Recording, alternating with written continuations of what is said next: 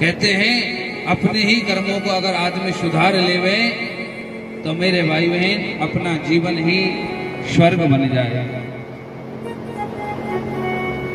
कहते हैं बुरा जो देखन में चला बुरा ना मिला कोई, अपने भीतर जो जा गया मुझसे बुरा ना। हम किसी के ऊपर एक उंगली उठाते हैं तो ये 3 उंगली जो होती है ये हमारी तरफ इशारा करती हैं। अरे मूर्ख प्राणी, तो दूसरे में बुराई देख रहा है तो थोड़ा अपने अंदर भी झांक के देख। तेरे अंदर तो तू एक देख रहा है, दूसरे में तेरे अंदर तो 3 बैठी हैं। सबसे बड़ी बुराई तो यही है कि तू दूसरे के अंदर बुराई देख रहा है। इसलिए मेरे भाई बहन, आज जैसे ही चंचुला ने सुना तो चंचुला का हृदय कांप गया। जैसे मैंने अभी कहा कि शब्द रूपी मार जब हृदय पर पड़ती है तो विवेक रूपी आंखें खुल जाती हैं। आज चंचुला का हृदय कांप गया कि मैंने भी तो अपने पति को धोखा दिया है, मैंने भी तो परपुरुष से प्रेम किया है, मैंने भी तो परपुरुष से रति की है।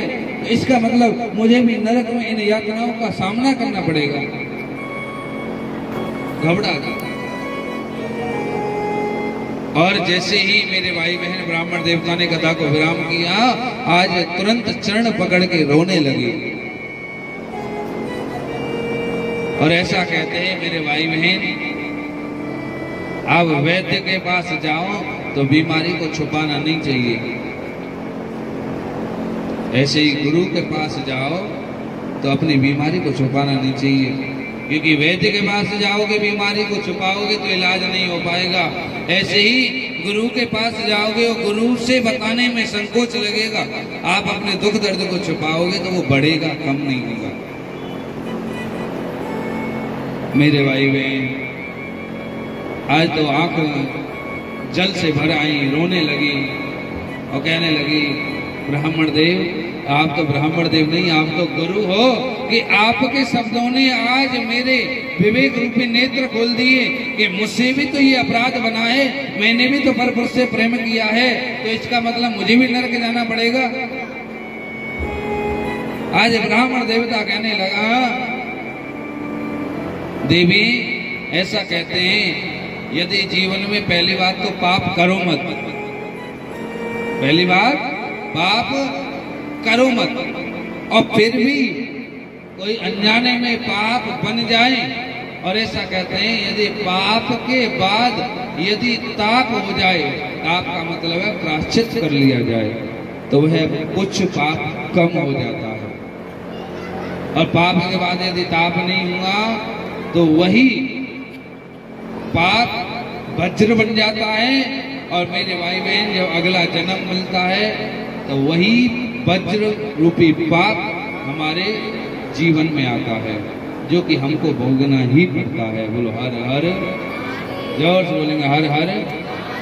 इसलिए मेरे भाई बहन कोशिश करो जीवन में कि हमसे कोई अपराध ना बने, कोई पाप ना बने। आज रोते हुए कहने लगी कि मेरा उद्धार कैसे होगा, मैंने भी तो ये पाप किया है, मेरे ऊपर कृपा करो। आज ब्राह्मण देवता कहने लगे, देवी तुमने पाप किया, ये तुमने स्वीकार किया है, और तुम्हारे अंदर अब उसका पाप का दुख हो रहा है कि मुझसे ये गलत हो गया, तो इसका मतलब पश्चाताप हो गया। ऐसा कहते हैं मेरे भाई बहन, पाप के बाद ताप हो जाए, ताप के बाद यज्ञ हो जाए, कथा सुन जाए, तो मेरे भाई बहन वह किया गया पाप पूर्ण रूप से नष्ट हो जाता है। बोलो हर हर, जोर से बोलेंगे हर हर। आज मेरे भाई बहन कहते हैं आप शिव महापुराण की कथा सुनो। आज शिव महापुराण की कथा सुनाते हैं ब्राह्मण देवता, बड़े ही प्रेम से कथा सुनी, और जैसे ही कथा पूर्ण हुई मेरे भाई बहन स्वयं भगवान भोलेनाथ के गण चंचुला को लेने के लिए आ गए। बोलो महापति महादेव की जय हो। और चंचुला को विमान में बिठा करके शिवलोक ले गए। और सबसे बड़ी कृपा तो यह हुई शिव महापुराण की कि शिव महापुराण की कृपा से क्या था क्या सभी पाप जल के नष्ट हो गए, शिवलोक की प्राप्ति हो गई। और शिवलोक की तो प्राप्ति हुई साथ में ही चंचला को माता पार्वती की प्रमुख सहेली बनने का सौभाग्य मिल गया।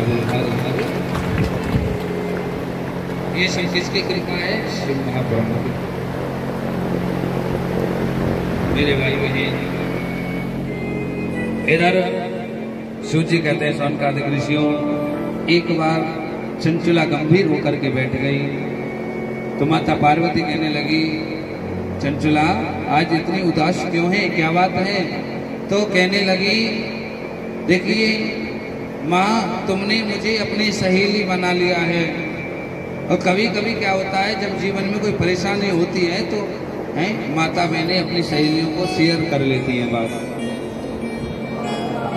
तो आज कहने लगी, देवी मैं तो शिव पुराण की कथा सुन के शिवलोक में आ गई और आपके चरणों का आश्रय मुझे मिल गया, लेकिन मेरे जो पति हैं बिंदु, मैं आपसे जानना चाहती हूँ इस समय वो कहाँ है?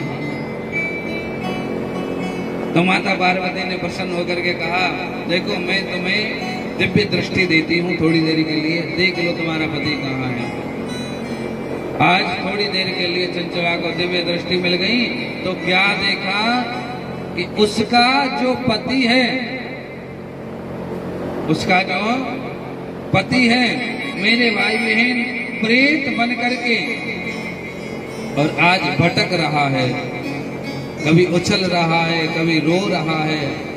आज घबरा गई, कहने लगी, माँ मेरा पति तो विंध्याचल पर्वत पर प्रेत बन करके रो रहा है, भटक रहा है। माँ तो मेरी सहेली नहीं, तू तो मेरी माँ भी है। ऐसा कहते हैं कि धर्म पत्नी उसी का नाम है जो अपने पति को गर्त में गिरते हुए भी अपने साथ वैकुंठ को ले जाए, वह होती है धर्म पत्नी। पत्नी दो प्रकार की होती है। कितने प्रकार की? एक होती है पत्नी और एक होती है धर्म पत्नी। आपने मेरे भाई बहन महाभारत की कथा सुनी होगी, तो धृतराष्ट्र की पत्नी का नाम था गांधारी, था कि नहीं? जब जब गांधारी का नाम लिया जाता था तो केवल क्या कह करके लिया जाता था कि धृतराष्ट्र की पत्नी गांधारी। कहीं भी आप महाभारत उठा के देख लेना, कहीं भी आपको यह लिखा हुआ नहीं मिलेगा कि धृतराष्ट्र की धर्म पत्नी गांधारी। केवल और केवल जब जब पुकारा तो धृतराष्ट्र की पत्नी गांधारी, क्योंकि धर्म पत्नी वह होती है जो अपने पति को कुमार्ग से हटा करके धर्म की ओर ले जाए। पति सिनेमा जाने वाला हो, पत्नी कथा में जाने वाली हो, तो पत्नी पति को सिनेमा से रोक के कथा में लाए हुए है धर्म पत्नी। और पति सत्संग में जाने वाला हो, दान पुण्य करने वाला हो, यज्ञ अनुष्ठान करने वाला हो, धर्म में रुचि रखने वाला हो, और पति कहे चलो कथा सुना में वृंदावन से शास्त्री जी आए, और पत्नी कहे नहीं, कथा तो आए दिन होती रहती है, आज तो बड़ी सुंदर फिल्म लगी है, चलो फिल्म देखा मैं। तो ये पत्नी। इसलिए मेरे भाई बहन, आप सभी से मेरा माताओं से निवेदन है कि आप पत्नी ना बने, क्या बने? आवाज।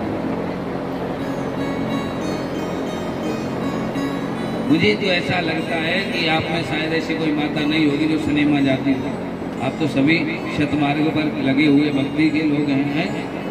आए प्रतिवर्ष हम देखते रहते हैं कि बड़े प्रेम से कथा सुनते हो। तो क्या बनना है? धर्म पत्नी।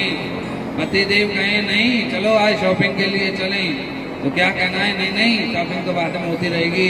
अमृतमयी कथा की बरसात हो रही है लक्ष्मी नारायण मंदिर के प्रांगण में, चलो उस अमृत में डुबकी लगावे। बोलो हर हर, जोर से बोलेंगे हर हर। मेरे भाई बहन, आज कहने लगी चंचला माता, कोई ऐसा उपाय बताओ मेरे पति का उद्धार हो। तुरंत माता पार्वती ने तुंबरु ऋषि को बुलाया और कहा, इसके पति, चंचला के पति विंध्याचल पर्वत पर प्रेत बन के बैठा है, उसकी मुक्ति कराओ, उसे जाकर के शिव पुराण की कथा सुनाओ।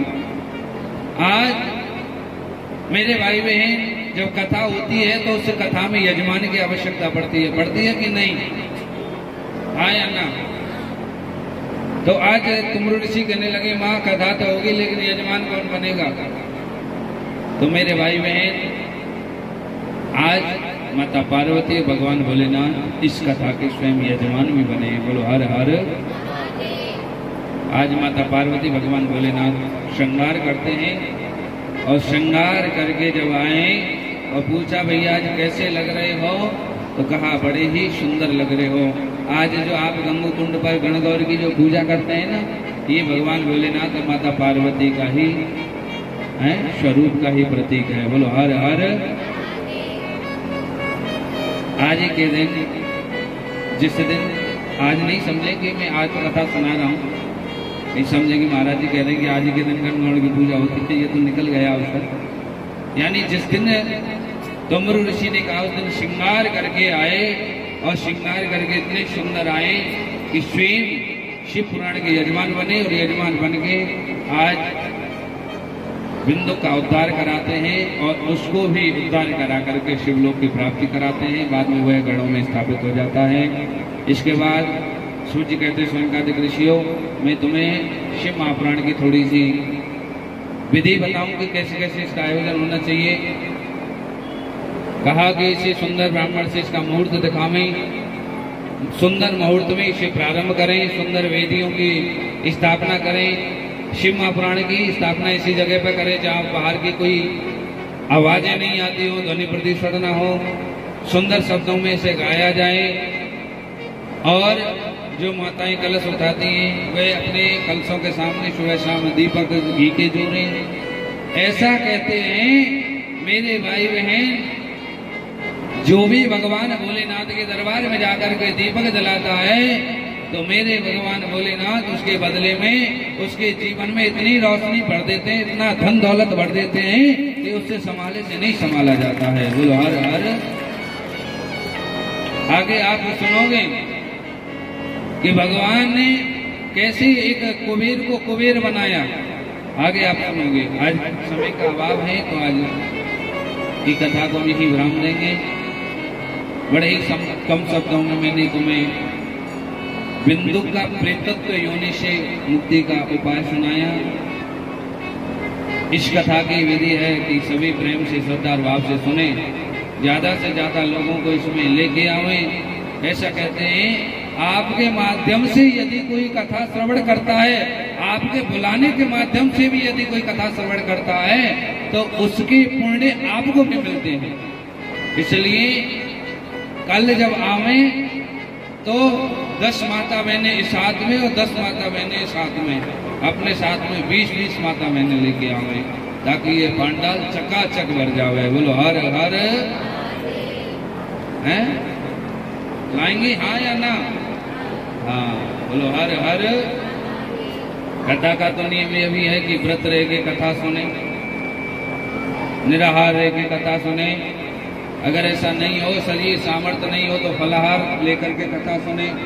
फिर भी यदि शरीर साथ नहीं दे रहा है तो मेरे भाई बहन खूब चकाचक खाओ, ज्यादा से ज्यादा खाओ, पर इतना भी मत खाओ कि सोते रहो।